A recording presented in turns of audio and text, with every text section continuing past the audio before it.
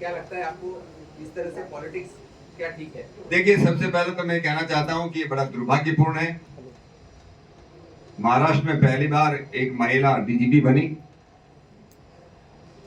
और तो इस तरह से जो है यहाँ की हमारी बहुत सी विपक्ष की जो पार्टियां थी उन्होंने इसके उनकी शिकायत करी। लेकिन एक बात के लिए मैं इलेक्शन कमीशन ऑफ इंडिया का भी स्वागत करता हूं कि कल को विपक्ष की जो पार्टियां हैं जो बार बार ये करती हैं, जब भारतीय जनता पार्टी महायुति जीतेगी कि इलेक्शन कमीशन गड़बड़ करता है, इलेक्शन कमीशन पक्षपात करता है, ईवीएम मशीन में गड़बड़ है।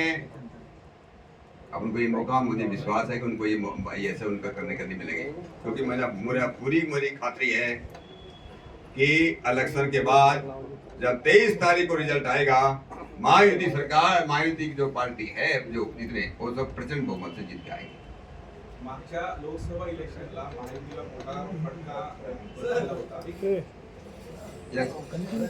के बारे में पूछा था, वो तो कंप्लेंट नहीं किया मैंने। हाँ, रश्मी शुक्ला के बारे में पूछा था, तो मैंने बोला क्या ना? नाही ना, क्या आपला काय राहिले तुम्ही सांगा ना मला।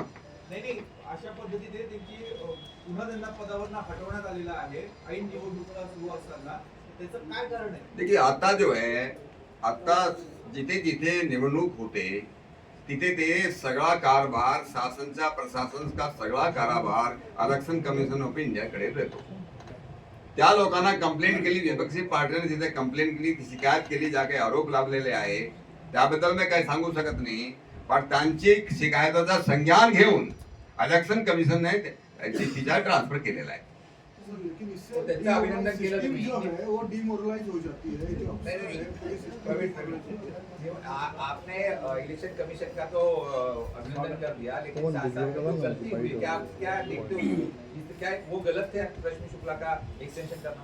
देखिए, मेरा ये कहना है कि उसके बारे में, उसका एक्सटेंशन हुआ क्या हुआ उसके बारे में नहीं, मेरा कहना ये है, देखिए ये सरकार का अधिकार है, राज्य सरकार का अधिकार है। यूपीएससी से पैनल बन करके आता है, 3 लोगों का पैनल जाता है, उसमें से जो नाम आते हैं, यूपीएससी से रिकमेंडेशन आती है, उसके बाद राज्य सरकार उसको करती है। लेकिन मैं कह रहा हूं कि लोगों को ये देने के लिए कि ये फ्री एंड फेयर इलेक्शन होंगे, स्वतंत्र इलेक्शन महाराष्ट्र के अंदर होंगे, उसके लिए मैंने कहा कि जो इलेक्शन कमीशन का जो निर्णय है उसका मैं स्वागत करता हूँ। जो हुआ तो मैं पहले कहा, वो दुर्भाग्यपूर्ण है।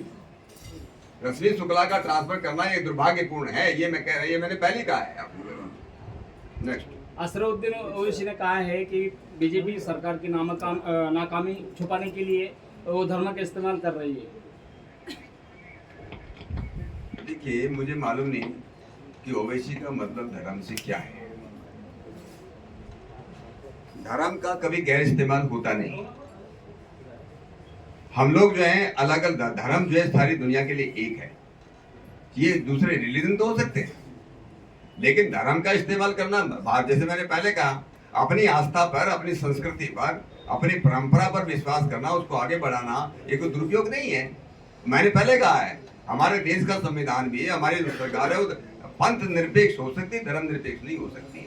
संस्कार देना ही चाहिए बच्चों को, जीवन मूल्य देना ही चाहिए, वही जीवन मूल्य वही है, सच बोलना सिखाना चाहिए, ये उसको करें। उन्होंने ये भी कहा है कि बीजेपी सरकार हिंदू और मुस्लिम में झगड़ा लगाने की कोशिश कर रही है। वो क्या कर रहे हैं? देखिए, जो उनके जो गलत बयान उनके आते हैं, भारतीय जनता पार्टी, जैसे मैंने कहा, सबका साथ है, सबका विश्वास है। मैं एक उदाहरण म्हणून आपल्याला सांगतो। मेरा जो कॉन्स्टिट्युएंसी थी बागपत लोकसभा है उत्तर प्रदेश में, अपने जिले का उदाहरण सांगतो। तिथे मुस्लिम पॉप्युलेशन, मुस्लिम जनसंख्या जो है फक्त 23% है, 23%। केंद्र सरकार की जितनी लाभकारी योजनाएं हैं, वेलफेयर स्कीम्स हैं, उसका 48% जो है, जो फायदा है, वो मुस्लिमों को गया। हमारी सरकार ने जितने जो स्कॉलरशिप बढ़े हो, उसका आप देखिए। हम लोग तो भेदभाव करते ही नहीं है, पहले ही भेदभाव करते थे। कांग्रेस के लोग भेदभाव करते थे, हिंदू और मुस्लिम की भेदभाव करते थे, उसी के नाम पर जो इस देश को बांटने का काम किया गया है।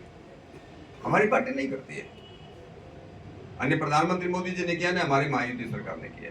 गए 6 महीने में महाराष्ट्र में महिलाओं के ऊपर अलग अलग तरीके से अत्याचार हुए, एब्यूजमेंट, रेप वगैरह बहुत सारे किस्से हुए।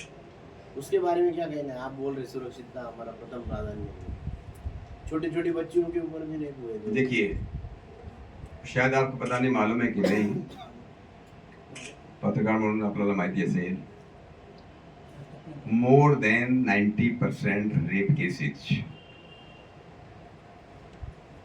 बलात्कार के केस, मोर देन 90% बोल रहा हूं मैं। अरे माझे आकडे नाही, एनसीआरबीचे आकडे आहेत, नॅशनल क्राइम रिकॉर्ड ब्युरोचे आकडे आहेत।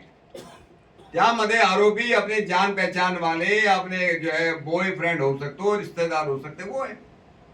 देखिए, क्राइम को रोकने के लिए केवल मात्र अगर हम ये कहने लगे कि केवल पुलिस जो है सारे अपराध को रोकने की संभव नहीं है, उसको समाज को आगे आना पड़ेगा।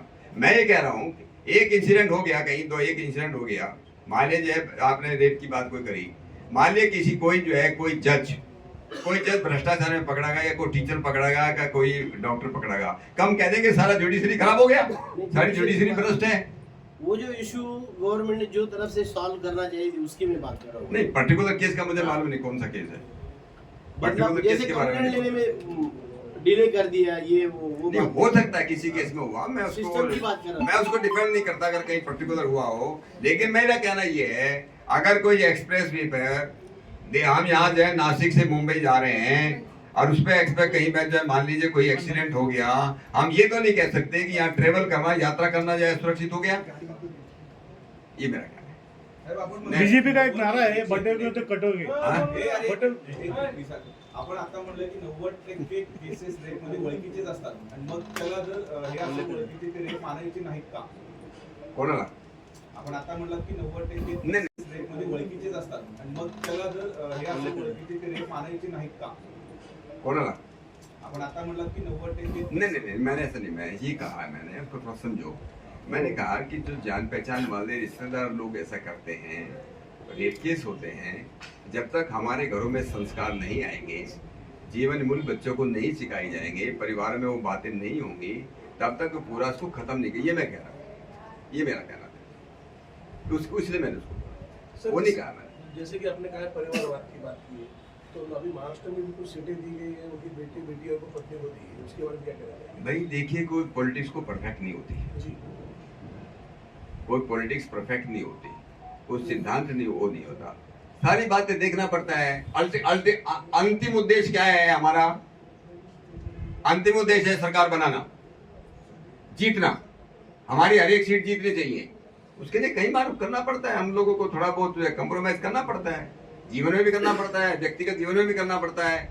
अब पॉलिटिक्स में तो बहुत बार कई बार करना पड़ता है। हाँ जी, मानते हैं कि अगला सीएम एकनाथ शिंदे ही होंगे या चेहरा बदला जाएगा?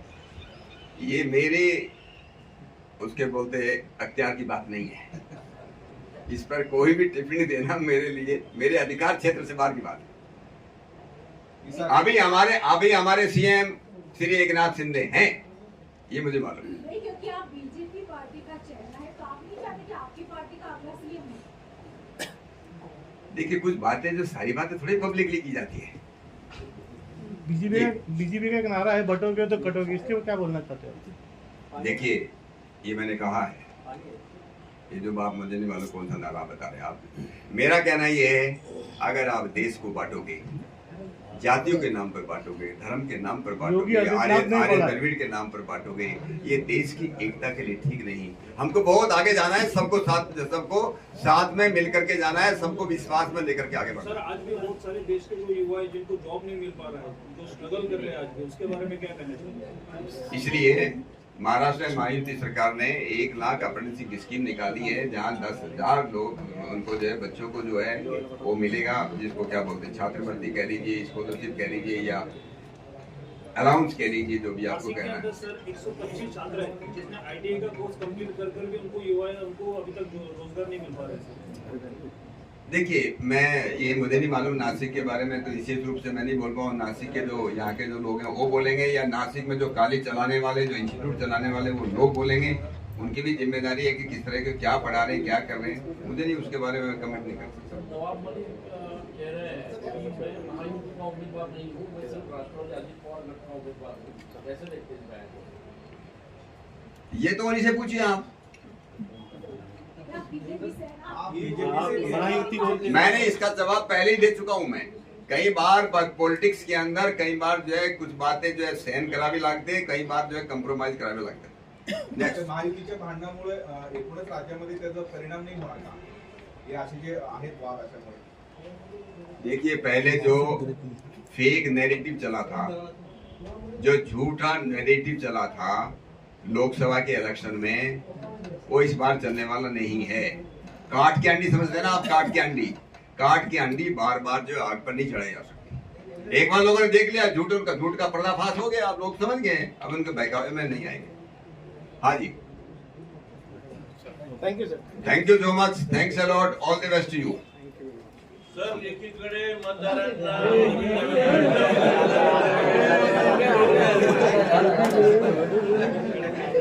साइबर क्राइम बहुत बढ़ रहा है सर, वो कम नहीं हो रहा है। कहाँ से बोल रहे हैं? इधर हाँ जी, हाँ बिल्कुल ठीक है। देखिए, ये जो साइबर क्राइम है, यहाँ नासिक का जुरिडिक्शन है, मुंबई का जुरिडिक्शन है, महाराष्ट्र का जुरिडिक्शन है, उसकी सीमाएं हैं। ये साइबर क्राइम एक ऐसी चीज है जिसकी कोई बॉर्डर नहीं, कोई सीमा नहीं है। यहाँ बैठा हुआ नासिक का बैठा हुआ आदमी अमेरिका में क्राइम कर सकता है, ऑस्ट्रेलिया में बैठा हुआ आदमी जो इंडिया में क्राइम कर सकता है। आपको मालूम होगा, अभी जो है बाहर से हमारे कुछ दूसरे हमारे लोगों को ले जाकर के बाहर से लोग अमेरिका में जाके क्राइम कर रहे थे। इसलिए ये ग्लोबल चैलेंज है, ये सारी दुनिया के सामने एक बहुत बड़ी समस्या है, और इसको जब तक सारी दुनिया के देश मिलकर के इसका नहीं करेंगे। भारत सरकार ने हमारे मिनिस्ट्री में, गृह मंत्रालय में इसके बारे में साइबर क्राइम एक सेल स्थापित की है। हर एक यूनिट के अंदर, चाहे जब नासिक के अंदर भी है, हमारे जितने पुलिस वाले हैं उनको इस बात के लिए ट्रेनिंग दी जा रही है। कांस्टेबल्स को कंपलसरी ट्रेनिंग दी जा रही है। यहाँ पर तो हमारे महाराष्ट्र पुलिस एकेडमी भी यहाँ पर हो रहा है। लेकिन ये जिस प्रकार से क्राइम बढ़ रहा है, क्राइम उसका बढ़ रहा है, आपकी बात बिल्कुल सही है। धमकी आती है, हमारी एयरलाइंस को धमकी आ रही थी, पीछे आ रही थी। तो ये जो बात है, सब इसको मिल करके उस पर करेंगे तो निश्चित रूप से इसका जो है कुछ न कुछ तोड़ निकलेगा।